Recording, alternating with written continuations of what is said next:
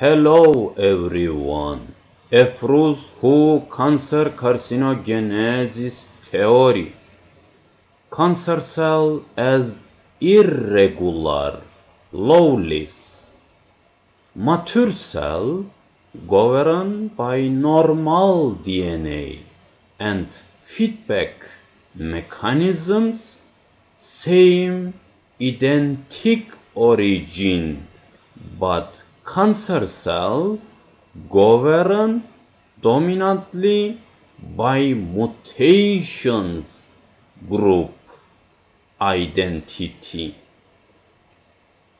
Originally from outside, so that different origin of dynamics should not suitable feedback mechanisms, so cancer cell lost its control.